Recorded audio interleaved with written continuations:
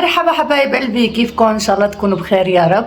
رجعت لكم فيديو جديد من يوميات سمر او مطبخ سمر، بس انا يفضل انه يكون يوميات سمر لاني بده يكون الفيديو مشكل، يعني القناه رح تكون مشكله، يعني بالفيديوهات مشكله. اول شيء اذا حبيتوني لا تنسوا الاشتراك واللايك وتفعيل زر الجرس. اليوم الفيديو يا حبايب القلب، امبارح انا فتحت بس مباشر فطلبوا مني حلوان انه تفعلت الارباح تبع القناه، لهيك اليوم رح اسوي لكم الحلوان ويا ريت تكونوا هون مشان اطعم لكم ادوقكم اياها. اليوم حبايب القلب رح اسوي كنافه بالقشطه، بس مو الكنافه اللي نعمل الكنافه الشعيريه، رح اسويها على طريقتي انا، ان شاء الله تعجبكم، ان شاء الله تكون على ذوقكم. شو بدك شوفوا لي روزي مجننتني بربط شعرها، بربط لها اياه بتفكه، شوفوا لي كيف صاير منظرها. شو عم تاكلي؟ شو عم تاكلي زيزي؟ قولي لهم شو عم تاكلي؟ صحتين. هلا غوالي خليكم معي لاورجيكم المكونات. هون حبايب القلب، هون الكنافه، عجينه الكنافه هاي نص كيلو، هاي بدنا اياها للكنافه. وهون اول شيء نحن رح نسوي القطر بده كاستين سكر وكاسه مي وعصره ليمون. وهي السمنه بدنا نحطها للكنافه، طبعا السمنه بدها تكون دايبه. وهي نص كاسه سكر بودره. وهلا غوالي اول شيء رح نسوي القطر رح نحط كاستين سكر، هاي كاسه وهي كاستين. طبعا للكاستين سكر حبايب القلب بدها كاسه مي لازم، لاني اول شيء تساوي القطر، لاني وقت اللي بدنا نضيف القطر لازم يكون القطر بارد والكنافه سخنه هيك لازم. وهلا حبايب القلب انا ضفت السكر كاستين سكر وكاسه مي، وهلا رح نحطه على الغاز. وطبعا حبايب القلب انا ضفت كاستين سكر وكاسه مي، هلا بدنا نحط لها رشه ملح ليمون، واذا موجود ليمون بيكون احسن. طبعا هلا حبايب القلب انا حطيت القطر على الغاز، لازم يكون الغاز واطي ما كثير عالي. هلا اول شيء لازم نسوي بدنا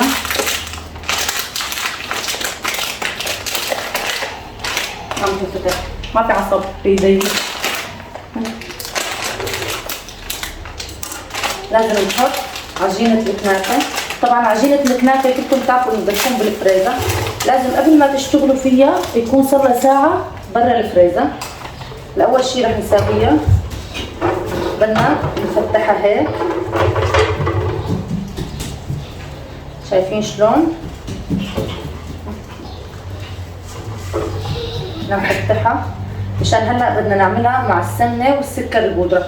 طبعا حبايب القلب سكر البودرة انا بضيف لها سكر البودرة عشان تعطي قرمشة. تاكلي من هاي؟ انت بتحب الكنافة هيك، خدي ماما يلا.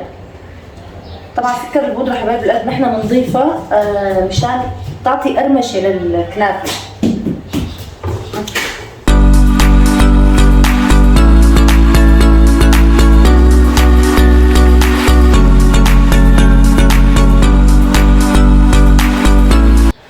حبايب القلب طبعا بعد ما فرفتها شوفوا هيك لازم تكون مفرود منيح، شايفين؟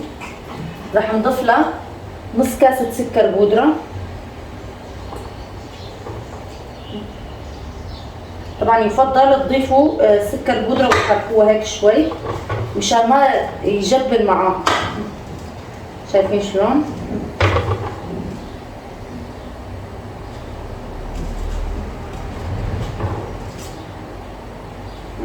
هلا هيك ضفناها كلها ونحركهم.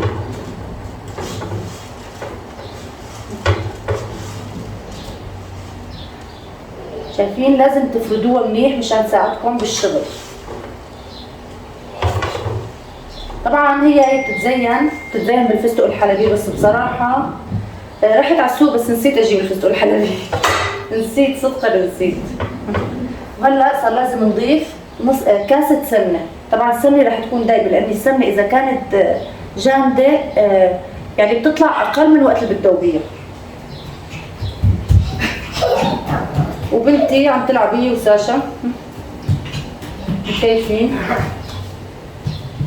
هلا بدنا نخلي الكنافة كلها تشرب السمنة، ما بده يكون في محل في كنافة ومحل في سمنة ومحل لا، لازم يعني كل كنافة تكون مشربة بالسمنة. طبعا اذا بتضيفوا لها السمنه الحيواني اطيب، اذا تضيفوا لها سمن عربي او سمن حيواني بتطلع اطيب بكثير، بس بصراحه حبيب ما بيحبها. بامكانكم اذا ما عندكم او اذا ما بدكم تحطوا سمنه بامكانكم تستبدلوها بالزبده، زيت ما بصير تحطوها لاني ما رح تطلع طيبه بالزيت، يفضل بسمنه او زبده. لازم نضل نحرك لحتى نشوف الكنافه كلها صارت مدعوكه مليح مع السمنه. شايفين يعني هيك هون في سمنه مجبله لسه ما دارت منيح، لازم نحن نعملها هيك عشان تتجمع كل شيء سوا يكونوا روح واحده.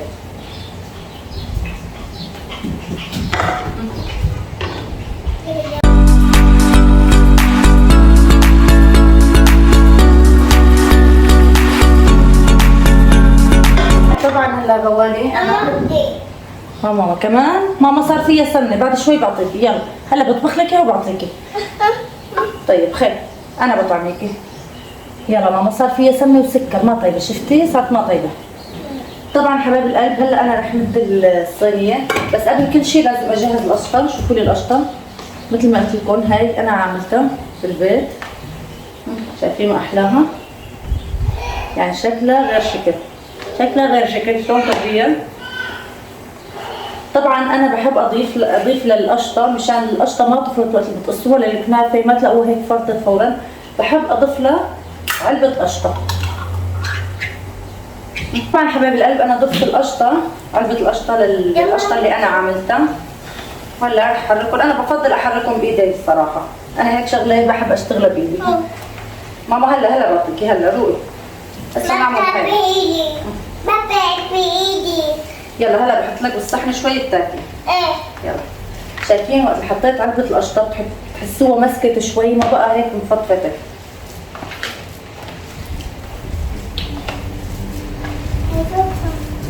لا ماما لا عرفيه ما طيبه هاي.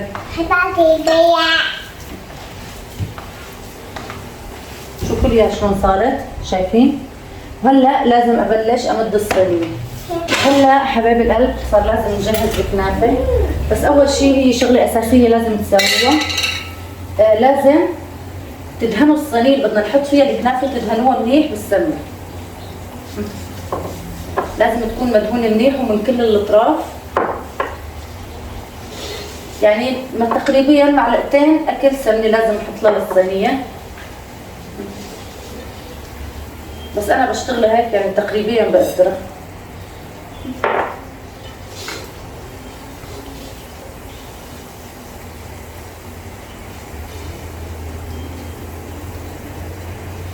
واخيرا حبايب القلب جبت الفرشايه اللي بتندهن بالصينيه، لاني كل مره بروح وبصراحه بنسى اجيبها. هلا هيك صارت الصينيه جاهزه، شايفين؟ هلا صار لازم نحط الكنافه. الكنافه بدنا نفرفدها كل محل، واي محل بتشوفوه فاضي لازم يتعبى، ما لازم يضل فيه فضاوه.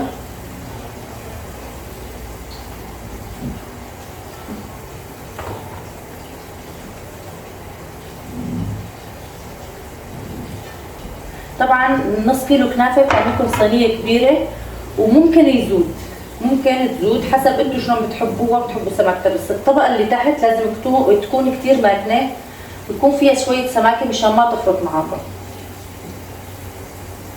بنتي اخذت صحن الكنافه، حطت لها صحن الكنافه من هي بتحبها هيك مثل ما هي، وراحت عم تاكل.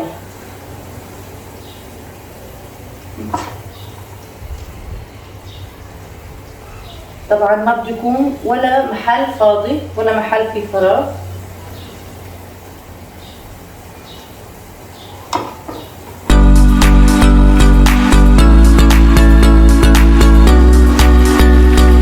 هلا حبايب القلب لازم نحن نكبسها للصينيه، لازم نكبسها منيح، بس مثل ما قلت لكم لازم تنتبهوا ما يكون في ولا محل فاضي. طبعا انا لتكبيس الصينيه بجيب نايلون بدهنه شوية سمنة، طبعا مشان ما تلزق. ليش بدك اذا ما حد دهن فيه سمنة بجوز تلزق؟ ليش؟ لاني الكنافة فيها سكر بودرة. ندهنها هيك وبنحطها هلا بنجيب صينيه بنحطها فوقها مشان تنكبس. طبعا انا جبت هي الصينيه بحطها هيك ونكبسها من كل الاطراف. شايفين؟ يعني انتم بتزحوا هيك الصينيه وبتكبسوها منيح.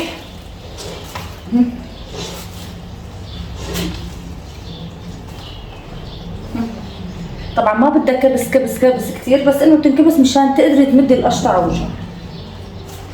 وهلا رح نتركها شوي ونروح نشوف شو صار بالقطر. طبعا هلا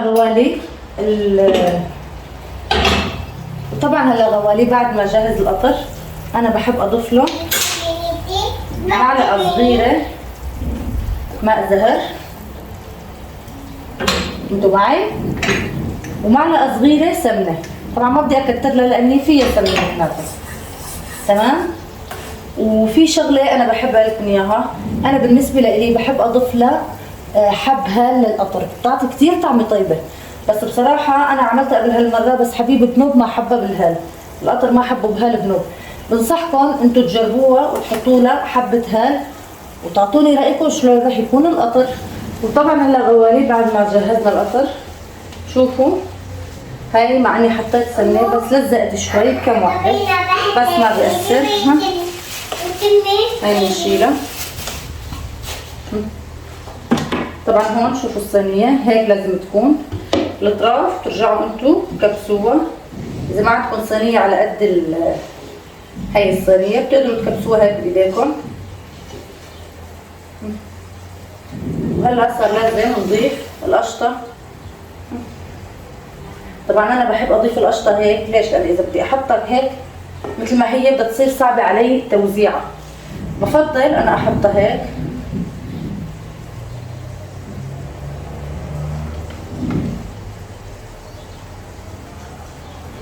وطبعا بدي اخذ رايكم حبايب القلب بشغله، اذا بتحبوا مثلا انا سويت كنافه، اذا بتحبوا اكتب لكم المقادير بصندوق الوصف، اكتبوا لي بالكومنتات. وشغله ثانيه بدي انوه عليها، انتبهوا بس من شغله وحده، انه القشطه ما تجي على الاطراف، لان اذا اجت القشطه على الاطراف بدها تنحرق وتكون صعبه لحتى تشيلوها، انه تشيلوها من الصينيه. هلا انا بعد ما وزعت شوي بساوي هيك وبرجع بوزع، بس اشوف شلون وين بدها. مثلا هون بدها بوزع هون وبكبسها، هون بدها. شايفين؟ هيك بتكون طريقة توزيع القشطة سهلة معنا صعبة. شايفين؟ وين بتلاقوا في فراغ بتحطوه.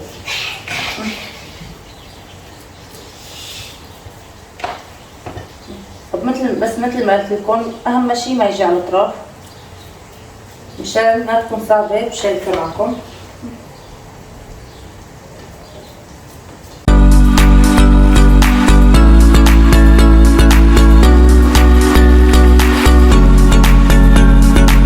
بس شوفوا لي اياها، شايفين شلون توزعت القشطه بسهوله ما عذبتني. هلا صار لازم نعمل الطبقه الاخيره. الطبقه الاخيره كالعاده يعني هيك. ونحكي كمان شوي مشان الفرن حبايب القلب. هي لازم تكون، هلا اذا عندك فرن غاز ما له عيارات، يعني بدك تحطيه على النار الوسط، ما بده يكون كثير عالي وما بده يكون كثير واطي، وسط. واذا عندك على الكهرباء لازم تحطيه على حراره 180. ماما عم بصور حبيبي عشان يسمعوني. لازم تحطيها اذا عندك فرن كهرباء تحطيها على حراره 180. وشغله ثانيه لازم اول شيء نحطها من تحت، بس شفنا الاطراف بلشت تعطي لون ذهبي بنحطها من فوق، يعني بس بضل تحمير الوجه. بس مبدئيا لازم تكون اول شيء من تحت.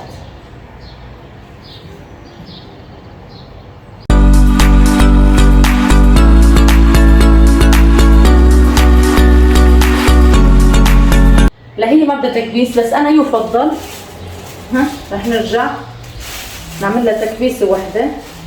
طبعا بايدي ما رح اعملها بالهاي، بس مشان ما يلزقوا على ايدي. شايفين؟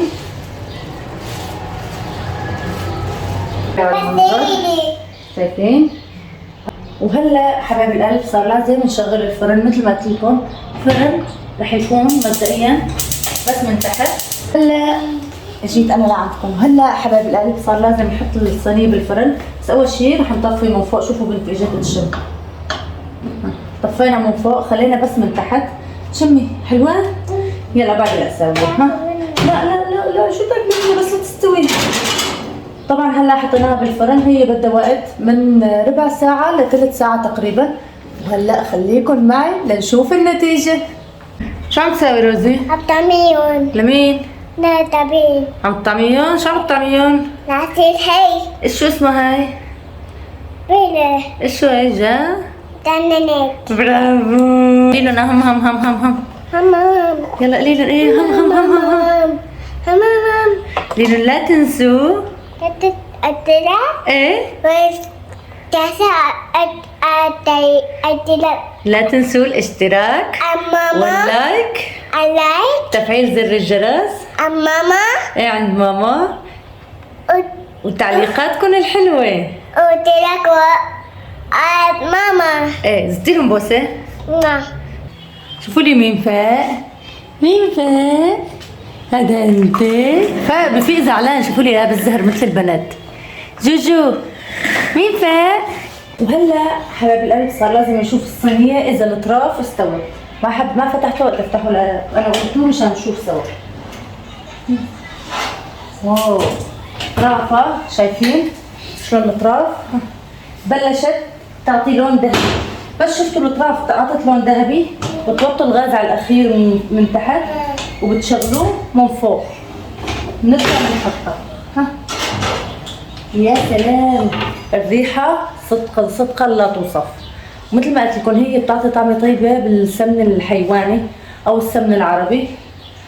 فيكم تستبدلوها بزبده، بس يفضل السمنه بتعطي طعمه اطيب.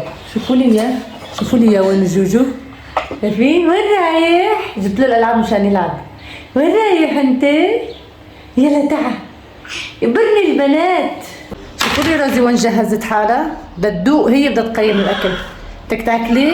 أنا بتيم انت بدك تقيمي الاكل. شو بدك تقيمي؟ الكنافه؟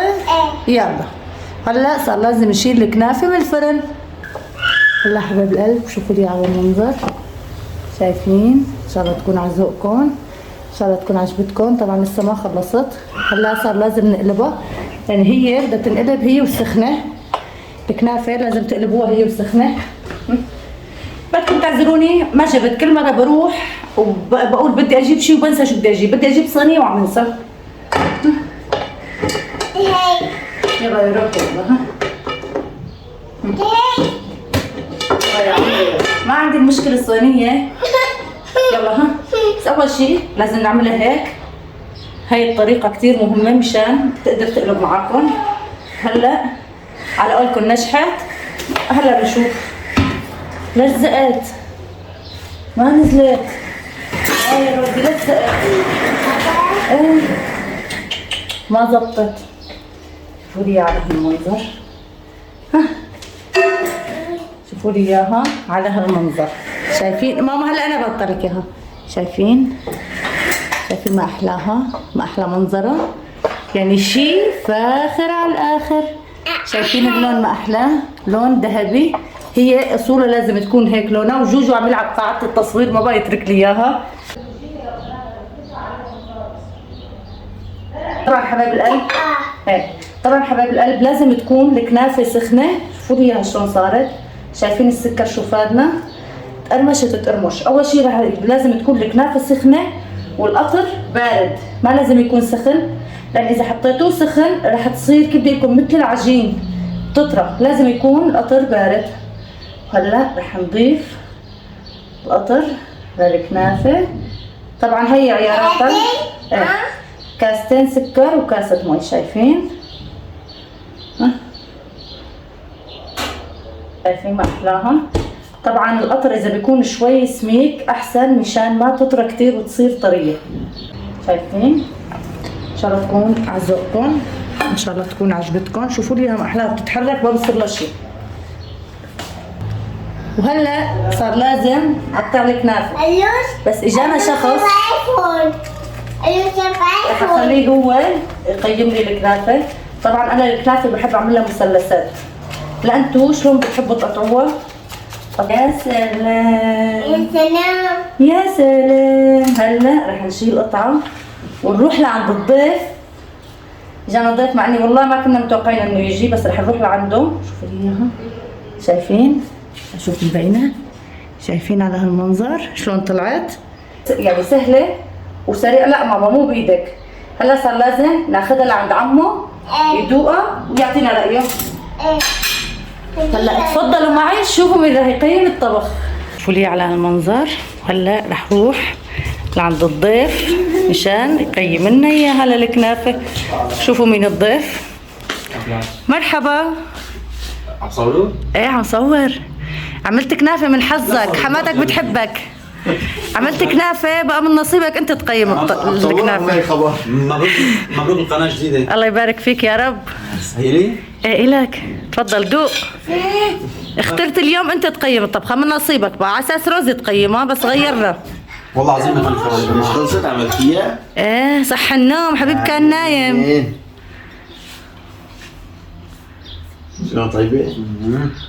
شلون؟ شايفين على هاللون ما احلى. انا بحب هيك يكون لونه، ما بحب تكون اغمق. والله اكثر من المحلات. على ذوقك؟ والله كثير طيبه. سلام يديك. شو بتحب تنصحهم يجربوه ولا لا؟ لا. شوفوا لي حبيبي لسه ناسن. لا والله كثير طيبه. سلام يديك. صحتين وهنا. حماتك بقى بتحبك. لازم ناكل صور 20,000 مشترك صح؟ ايه دعمني قلن. ولهون حبايب القلب بنكون وصلنا معاكم. هيك حبيت اورجيكم حبيب، لان كثير من المتابعين سالوا وين حبيب وين حبيب. قال يا حبيب اشتاقوا لك، قال ارجع على القناه العائليه، قال كثير انه اشتاقوا لك. ولهون حبايب القلب بنكون وصلنا معاكم لنهايه الفيديو. ان شاء الله تكون عجبتكم الكنافه. شوفوا لي احمد. هاي شكلها هلا كل الشغله بسوي. وهلا لكم اذا حبيتوني لا تنسوا الاشتراك واللايك وتفعيل زر الجرس وتدعموني وتكتبوا لي بالكومنتات تعليقاتكم الحلوه. واللي بيجرب الكنافه على طريقتي يكتب لي بالكومنتات. ولا شو بدنا نقول لهم يا حبيب احمد عم ياكل. بحبكم كثير. بحبكم كثير. باي.